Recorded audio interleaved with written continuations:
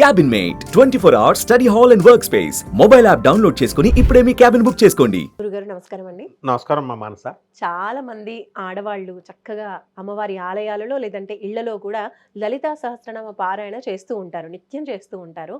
అయితే కొంతమంది కొత్తగా ఏమంటూ ఉంటారంటే పారాయణ చేయాలంటే కొన్ని నియమాలు పాటించాలి, అందరూ చేయకూడదు, లేదంటే ఆడవాళ్ళు చేయకూడదు అని అంటూ ఉంటారు, లేదంటే ఓన్లీ బ్రాహ్మిన్స్ మాత్రమే చేయాలి, మిగతా కులస్తులు చేయకూడదు అని ఇలా రకరకాలుగా కొత్తగా మాట్లాడుతూ ఉంటారు. అలాంటప్పుడు ఇష్టంగా అమ్మవారిని పూజించుకోవాలి అనుకున్న వాళ్ళకి కొంచెం బాధ అనిపిస్తుంది. మరి మీరేమంటారు? నిజంగా ఇలాంటివన్నీ కూడా పాటించాలా, లేదా ప్రతి ఒక్కరూ కూడా లలితా సహస్రనామాల్ని పఠించొచ్చా? మన సొసైటీ ఎలాంటిదంటే అవసరమైంది చెప్పరు, అనవసరమైంది చెప్తారనమాట. అందరూ చేసుకోవచ్చు, చేయకూడదు ఏమో అని అనేక సందేహాలు వీళ్ళకి. చెప్పేటటువంటి వాళ్ళు కూడా గైడెన్స్ అలా ఉంటుంది. అందరూ చేసుకోవచ్చు, కరెక్ట్గా చెప్పరు. కొంతమంది ఇప్పటికీ ఉన్నారు. నేను ఒక 50 years నుంచి నేను చూస్తున్నాను మా గురుగారు వాళ్ళు అందరూ వాళ్ళు చేయడము. ఇప్పుడు కూడా అక్షర తప్పులు రాకూడదు అంటూ ఉంటారు వీళ్ళు. అసలు ఏబిసిడీలు మనం నేర్చుకున్నప్పుడు, స్కూల్కి వెళ్ళినప్పుడు వాళ్ళు నేర్చుకునేటప్పుడు తప్పులు వస్తాయి. టీచర్ దిద్దుతాడు కదా, తర్వాత మనం కరెక్ట్ అవుతాం కదా, అప్పుడే కదా మనకి చదువు వచ్చింది. అసలు వీళ్ళు లలితా సహస్రాల్లోకి వెళ్ళనివ్వరు అనమాట. అది మెయిన్ సొసైటీలో ఉన్నటువంటి మొదట రుగ్మత ఏంటంటే, మిగతా వాళ్ళందరూ చేస్తుంటే ఇప్పుడు ఎంకరేజింగ్ చెయ్యాలి, ఎంతసేపు నువ్వు కూడా చేయమ్మా, నువ్వు కూడా చెయ్యని చెప్పి. అలా నేను చాలా వందల మందిని మేము మా గురువుల దగ్గర నుంచి మార్చాము. ఇప్పుడు ఈ లలితాదేవికి నియమాలు ఉన్నాయి. ఏమిటి నియమాలంటే శుచి, శుభ్రత. మెయిన్గా ప్రతి ఒక్కళ్ళు కూడా నిద్ర లేచి సూర్యోదయం కంటే ముందు లేవాలి. లేచిన తర్వాత స్నానం చేసి శుభ్ర వస్త్రాలను ధరించాలి. ధరించిన తర్వాత లలితా సహస్రనామ పారాయణం.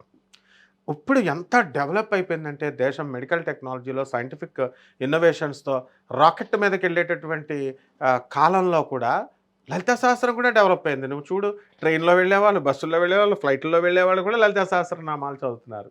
సో మంచి పరిణామం ఇది. అంటే లలితా సహస్రనామము కేవలము ఒక చోట కూర్చొని అక్కడ మాత్రమే చదవాలి అనేది తప్పు. ఎక్కడైనా చదవచ్చు. అలాగే లలితా సహస్రము సామూహిక పారాయణ చేస్తూ ఉంటారు. ఈ సామూహిక పారాయణ ఒకే రిథమాటిక్గా వెళితే పర్వాలేదు. ఒకళ్ళు స్పీడ్గా చదువుతారు, ఒకళ్ళు స్లోగా చదువుతారు, ఒకళ్ళు ముందు ఇట్లా వెళ్ళినప్పుడు మళ్ళీ కుదరదు. కాబట్టి ఈ యొక్క లలితా సహస్రనామము అనేటటువంటి అత్యంత శక్తివంతమైనటువంటిది. అసలు ముందు ఏమంటాడు? హ్రీంకారాసన గర్భితా నలసికాం సౌహక్లీం కళాం బిభ్రతీం సవర్ణాంబర ధారిణీం వరసుదా ధౌతాం త్రినేత్రోజ్వలాం వందే పుస్తకపాశమంకుశధరాం స్రగ్భూషితాముజ్వలాం త్వాం గౌరీం త్రిపురాం పరాత్ప్రకళాం శ్రీచక్ర సంచారిణీం. శ్రీచక్రంలో అమ్మవారు సంచరిస్తూ ఉంటుంది. అమ్మవారు జగత్ సౌందర్యవతి. ఆమె ముఖంలో మహా తేజస్సుతో ఉంటుంది. ఆ తేజస్సు ఉండడం వల్ల మనము అన్ని రకాల మనుషులతో తిరిగి వచ్చి నెగిటివ్ ఎనర్జీస్ అంటించుకొని వస్తాం. బ్లాక్ మ్యాజిక్స్ కూడా అంటుకుంటాయి. బ్లాక్ మ్యాజిక్ ఉందా లేదా అన్న తర్వాత సంగత. మనం లేదని చెప్పినా సరే ఉంది అనేటటువంటి వాళ్ళు ఉన్నారు. మరి నరదృష్టి, నరఘోళ ఇవన్నిటితో ఫోన్లో వాళ్ళ కష్టాలు వినడము. అండ్ మొట్టమొదట అమ్మ మనుషుల కంటే కూడా అందరికంటే ఎవరికి తెలుసా ఫస్ట్ పిరికోళ్ళు ఎవరో తెలుసా? ప్రపంచంలో అందరినీ రక్షించేటటువంటి పోలీసు వాళ్ళు, అందరినీ రక్షించేటటువంటి లాయర్లు. వీళ్ళు చట్టానికి, ప్రతిదానికి చట్టం, అమ్మో చట్టంలో కేసు పెడతారేమో అని వాళ్ళు భయపడుతూ ఉంటారు, చట్టానికి భయపడుతూ ఉంటారు.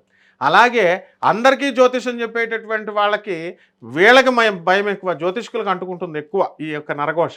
అంటే నెగిటివ్ ఎనర్జీ అనేటటువంటిది అందరికీ వచ్చేస్తుంది అనమాట. ఈ నెగిటివ్ ఎనర్జీ అంటేసుకోవడం వల్ల ఏమవుతుందంటే మనకి ప్రేతకళ వస్తుంది, కళావిహీనం అయిపోతుంది ముఖం. నెగిటివ్ ఎనర్జీ ఉండి కొంతమంది చూడు అపశకునాలే పలుకుతూ ఉంటారు. నువ్వు ఈ పని అవ్వదు అని నో అన్నదే వస్తూ ఉంటుంది.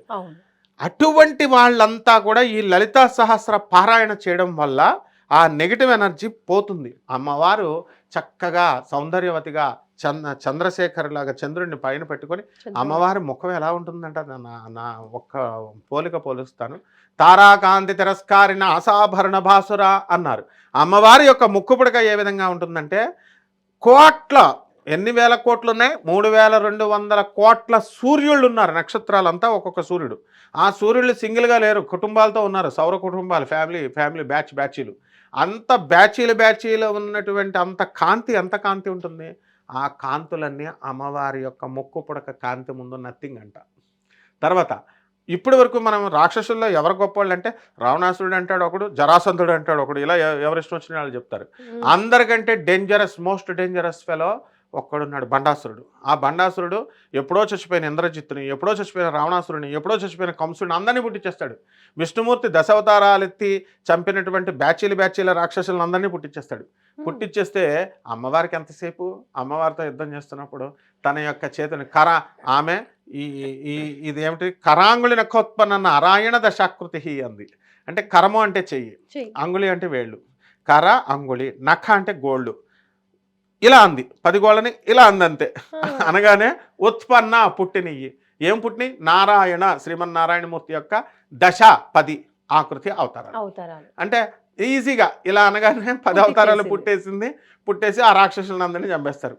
అంటే 10 అవతారాలు ఎత్తి చంపినటువంటి రాక్షసులను, అంత కఠినాత్మకుడైనటువంటి అంత పవర్ఫుల్ రాక్షసులను అవలేలగా తీసి పడేసింది అమ్మవారు. కాబట్టి అమ్మవారు ఎవరికైతే ఏమండి మాకు పెళ్ళిళ్ళు అవ్వట్లేదండి, నువ్వు ఈ ప్రపంచంలో సుఖంగా ఉంటాను అనేవాడిని ఒక్కడిని చూపించమ్మా, ఉండడు. అనిల్ అంబానీని, ముఖేష్ అంబానీతో సహా కటిక పేదవాడిని కూడా తీసుకొస్తే అందరూ అప్పులు అంటారు, నాకు ఉద్యోగం లేదంటారు, సరిపోవట్లేదంటారు జీతం, నాకు పిల్లలు లేరంటాడు ఒకడు, నాకు పెళ్ళిళ్ళే అవ్వట్లేదంటాడు ఒకడు, ఇలా ఏదో ఒక బాధ ప్రపంచంలో. అంతే. మరి అటువంటి బాధలు ఉన్నటువంటి వాళ్ళు, ఏ రకమైన బాధలు ఉన్నటువంటి వాళ్ళని అందరికీ ఒకటే సింగిల్ మెడిసిన్, పారాసెటమాల్ ట్యాబ్లెట్ లాంటిది అనమాట అమ్మవారి లలితా సహస్రం. అంటే అమ్మవారు ఏం చేస్తుంది, నెగటివ్ ఎనర్జీని లాగి పడేస్తుంది. ఎలాగా? స్పాంజ్ నీళ్ళని, మురుకు నీళ్ళు బయట కింద పలికిపోతే స్పాంజ్ని పెడితే ఇలా లాగి పడేస్తుంది. ఆ విధంగా ఈ అమ్మవారు ఏం చేస్తుందంటే మనలో ఉన్నటువంటి నెగిటివ్ ఎనర్జీని తీసి ఆరా, మన చుట్టూ శరీరము ఎప్పుడు ఆరా ఉంటుంది. ఎలాగంటే ఒక లైట్ మన చుట్టూ ఉంటుందన్నమాట. దాన్నే తేజస్సు, అందుకే ఓజస్సు అంటారు. ఇది మనకు పాజిటివ్ వర్చస్సును పెంచుతుంది, నెగిటివ్ని తీసి పడేసి. కాబట్టి అలాగే అమ్మవారికి మనం మృత్యుంజయ మంత్రం ఉంది కదా, ఓం త్రయంబకం యజామహే సుగంధిం పుష్టివర్ధనం ఉర్వారుకం వందనాత్ మృత్యోర్ముక్షీయమ అమృత అత్.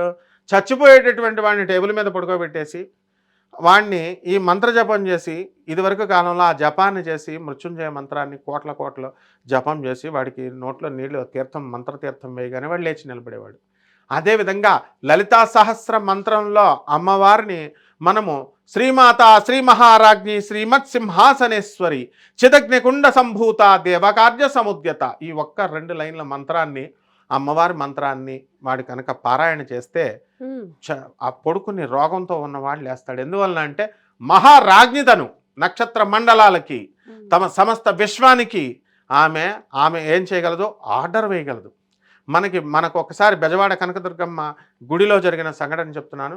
రంగరాజన్ గారు అంటే ఇప్పుడు 7th ప్లానింగ్ కమిషన్ చైర్మన్, మనకి ఆంధ్ర యునైటెడ్గా కలిసి ఉన్నప్పుడు గవర్నర్గా చేసినటువంటి వ్యక్తి రంగరాజన్ గారు, మహామేధావి. ఆయన్ని మనం బెజవాడ కనకదుర్గమ్మ దేవస్థానం చీఫ్ గెస్ట్గా తీసుకొచ్చాం. అక్కడున్న ఒక పంతులు గారు ఏం చేశారు, ద గ్లోరీస్ ఆఫ్ లాడెస్ దుర్గా అని ఆనందంలో చెప్తున్నారు. ఆయన ఇంగ్లీష్ని వెంటనే పట్టుకుంటాడు. ఆయన ఏమన్నారు, ఇంగ్లీష్లో లాడెస్ అనే పదం లేదు కదా, లార్డ్ ఉంది కానీ లాడెస్ అనే పదం లేదు కదా అని పట్టుకున్నారు. లాడెస్ దుర్గా అని, గాడెస్ దుర్గా అనాలి అని చెప్పారు. అప్పుడు నన్ను చెప్పమంటే అప్పుడు నేను చెప్పాను, శ్రీమాత, శ్రీ మహారాజ్ఞి అంటే మహారాజు, మహారాజ్ఞి, lord and the ladies, god and the goddess. Sanskrit is the mother language of all the languages. So ఆ భక్తి ఆవేశంలో చెప్పినప్పుడు అలా వస్తుంది సార్ అంటే ఆయన నవ్వాడు. అందువలన ఈ పదం నేను ఎందుకు చెప్తున్నానంటే, మహారాజ్ఞి అనే పదం అంత శక్తివంతమైనది. సకల రోగాలకి ఆమె అధిపతి, సకల ఔషధాలకి ఆమె అధిపతి, మృత్యువుకి ఆమె అధిపతి, సమవర్తి అయినటువంటి యముడిని కంట్రోల్ చేసేది ఆమె. అందువలన ఈ యొక్క లలితా సహస్ర మంత్రాలు చదివినటువంటి వాళ్ళు ఎంతోమంది చనిపోయే స్థితి నుంచి బయటకు వచ్చేసారు. దాంట్లో ఉదాహరణ నా అనుభవమే నేను చెప్తున్నాను. నేను ఒకసారి తణుకులో మామూలుగా ఈ భారతీ తీర్థస్వామి మా గురువుగారు అయినటువంటి శృంగేరి పీఠాధిపతులు వచ్చినప్పుడు మేము ఆయన కాన్వే వెళ్తుంది, మమ్మల్ని వెనకాల రమ్మన్నారు. వెళ్తుంటే నిడదవోళ్ళ అయ్యప్ప స్వామి గుడి ఓపెనింగ్కి వచ్చారనమాట. ఇది 15 సంవత్సరాల క్రితం జరిగిన సంఘటన చెప్తున్నా. ఒక వ్యక్తి ఏం చేసేవాడు, గోవిందా అప్పిప్పిచ్చు గోవిందా అనేవాడు వాడి షాప్కి.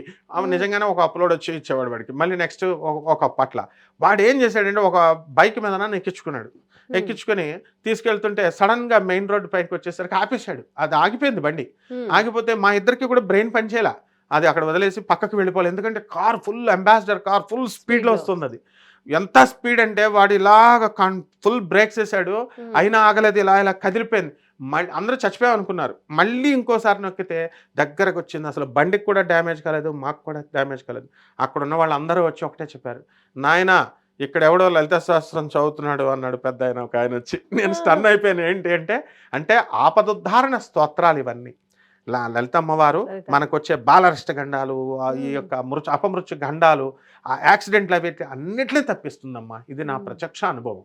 లలితా సహస్రనామాల యొక్క చాలా విశిష్టత అంటే అనారోగ్య పరిస్థితుల్లో ఉన్న వాళ్ళ ముందు కూడా ఇంటి కుటుంబ సభ్యులు కావచ్చు ఎవరైనా ఈ పారాయణ చేసినట్టయితే వారు పూర్తి ఆరోగ్యవంతులు అయ్యే అవకాశాలు ఎక్కువగా. ప్రత్యేక నియమాలు ఏమీ లేవు. శుద్ధి శుభ్రంగా ఉంటూ షోడశోపచారాలు, తర్వాత ఈ యొక్క అష్టోత్తర నామాలు లేదా సహస్రనామాలు దుర్గాదేవిది చేసుకుంటే చాలు. అండ్ ఒక పండు నైవేద్యం పెడితే సరిపోతుందమ్మా. శుక్రవారం నాడు పాయసాన్నం పెడితే సరిపోతుంది. థ్యాంక్ యూ గురుగారు. చాలా చక్కగా లలితా సహస్రనామాలు ఎలా పఠించుకోవాలి, పఠించే విధానంతో పాటు ఎవరు పఠించకూడదు అనేటువంటి అనుమానాలకు కూడా ఒక మంచి క్లారిటీ ఇచ్చేసినందుకు ధన్యవాదాలు. ధన్యవాదాలమ్మా. సో చూసారు కదండి, అమ్మవారి స్తోత్రాలు పఠించుకోవడానికి ఎలాంటి నియమాలు ఉన్నాయి కానీ ఎవరు పఠించకూడదు ఇలాంటివి మాత్రం లేవు. కాబట్టి అందరూ కూడా భక్తితో చేయాలి అనుకునే వాళ్ళు తప్పకుండా చేయొచ్చు. శుచి శుభ్రంగా నియమాలతో పాటిస్తూ చక్కగా చేసుకుంటే మంచి ఫలితాలు ఉంటాయి. అమ్మవారి కృప మనకి కలుగుతుంది అని గురుగారు తెలియజేస్తున్నారు. చూస్తూనే ఉండండి సుమన్ టీవీ. నమస్తే. సుమన్ టీవీలో మీ పర్సనల్ అండ్ బిజినెస్ ప్రమోషన్స్ కోసం కింది నెంబర్కి కాంటాక్ట్ చేయండి.